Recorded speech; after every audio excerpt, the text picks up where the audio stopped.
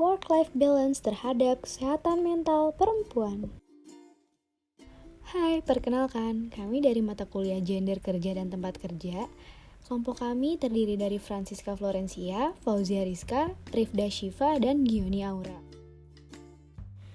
Pada kesempatan kali ini, kami akan bahas gender dan kesehatan mental. Kesehatan mental tidak hanya bicara mengenai penyakit, tapi masalah-masalah penyesuaian diri dan upaya-upaya menjadi sehat untuk mental seseorang itu sendiri.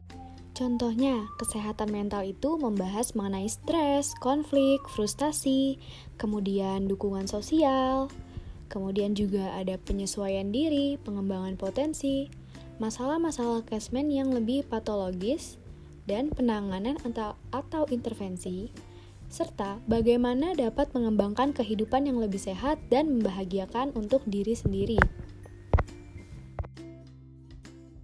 World Health Organization atau WHO bertekad untuk menjadi faktor penentu kesehatan mental, yaitu kemiskinan, jenis kelamin, usia, konflik, bencana, penyakit berat, keluarga, bahkan sampai lingkungan sosial.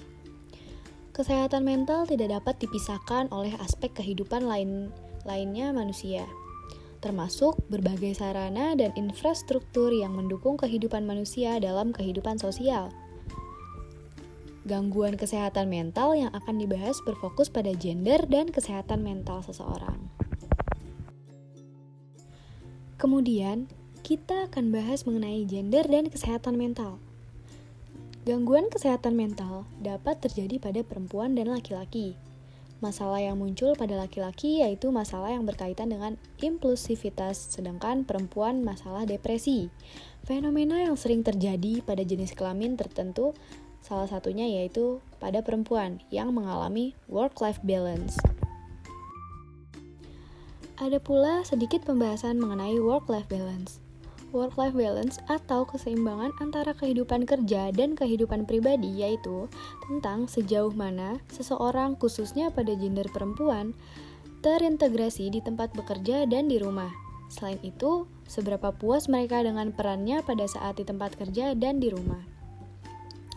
Kemudian, work-life balance atau keseimbangan antara kehidupan kerja dan kehidupan pribadi menjadi suatu konflik antar peran yang saling bertentangan dalam banyak hal, yang mana tekanan itu berasal dari bidang pekerjaan dan bidang kehidupan pribadi seseorang itu sendiri. Maka dari itu, dapat disimpulkan bahwa work-life balance merupakan kemampuan individu dalam menciptakan lingkungan pekerjaan maupun lingkungan kehidupan pribadi menjadi nyaman dan seimbang dalam kepuasan hidup. Adapun dampak jika hal tersebut tidak terjadi. Dampak dari work-life balance. Work-life balance yang tidak terpenuhi berdampak menurunkan produktivitas pada pegawai. Terlalu lama bekerja dapat mengakibatkan kelelahan secara fisik maupun mental. Kelelahan yang diakibatkan dapat membuat seseorang cenderung menjadi kurang fokus dan sering berbuat kesalahan. Kesalahan-kesalahan yang dilakukan membuat penyelesaian tugas membutuhkan waktu yang cukup lama. Akhirnya, menurunkan kinerja pegawai dan menghambat jalannya organisasi. Sebagaimana yang pernah dicetuskan sebelumnya, bahwa bekerja secara berlebihan yang dapat mengakibatkan stres juga dapat memicu berbagai macam masalah kesehatan, termasuk salah satunya itu diabetes, kemudian penyakit jantung, gangguan ingatan, gangguan tidur, bahkan sampai munculnya depresi. Beralih ke faktor yang mempengaruhi work-life balance. Work-life balance memiliki faktor-faktor sebagai berikut. Faktor dari work-life balance yang pertama yaitu dukungan organisasi. Dukungan organisasi merupakan tersedianya work-family policy atau benefit dan pengaturan jadwal kerja yang fleksibel. Kemudian, untuk dukungan formal merupakan pemberian support dari atasan di tempat kerja. Dukungan terhadap karir pada karyawan tersebut.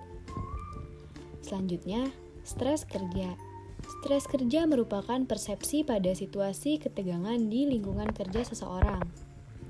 Kemudian, ada role overload atau overtime. Role overload atau overtime ini termasuk peran individu terbagi untuk melakukan pekerjaan di tempat kerja dan mengurus kehidupan pribadi di rumah. Individu tersebut mudah mengalami konflik peran seperti overtime, konflik peran yang terjadi semakin tinggi, atau memiliki ketidakjelasan, maka semakin sulit untuk mencapai work-life balance. Kemudian, pentingnya work-life balance. Ada beberapa manfaat nih untuk work-life balance sendiri.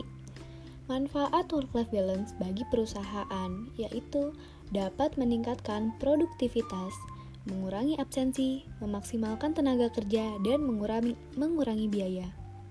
Kemudian, manfaat bagi karyawan sendiri juga membuat karyawan memiliki rasa tanggung jawab, memiliki hubungan yang baik dengan perusahaan, dan tidak membawa masalah pribadi ke dalam lingkungan kerja. Untuk mencapai work-life balance juga harus didukung dengan kesadaran dan pemahaman seluruh karyawan mengenai pengaruh dan dampak yang terjadi. Salah satu cara yang dapat dilakukan adalah dengan menghargai waktu yang dimiliki oleh rekan kerja lainnya dan tidak mengganggu saat sedang menyelesaikan pekerjaan. Kemudian juga bertanggung jawab dengan porsi kerja masing-masing agar tidak membebani rekan kerja lainnya. Kita beralih ke komponen work-life balance, bahwa terdapat 4 komponen work-life balance. Apa saja sih komponen work-life balance itu? Yang pertama akan kita bahas yaitu waktu. Komponen waktu meliputi kuantitas dan kualitas yang digunakan pada saat bekerja dibandingkan waktu yang digunakan pada saat melakukan kegiatan lain di luar pekerjaan. Contohnya untuk keluarga, sosial, ataupun pribadi. Komponen yang kedua itu ada perilaku.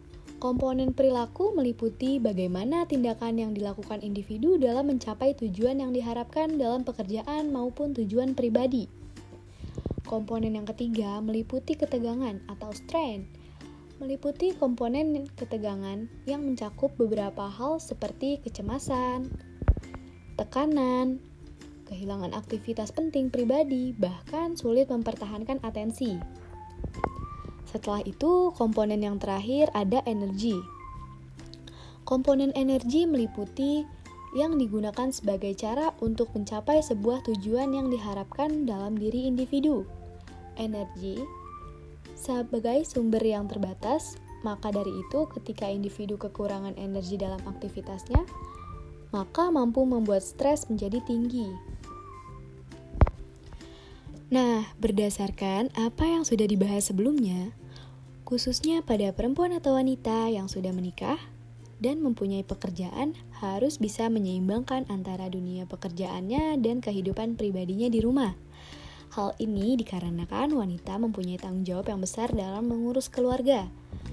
Dalam hal ini, wanita memiliki peran yaitu sebagai pekerja dan sebagai ibu rumah tangga.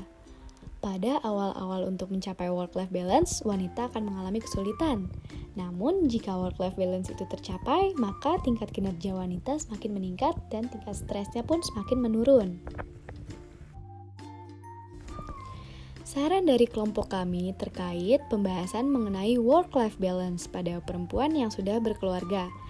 Jika ingin melakukan pekerjaan di luar, maka harus memikirkan secara matang kembali, berdiskusi dengan pasangan terlebih dahulu, dan jangan hanya mengambil keputusan pada saat itu saja. Karena jika hal itu terjadi, maka akan menimbulkan stres. Kemudian kesehatan mental menjadi terganggu, dan masih banyak yang lainnya. Terima kasih.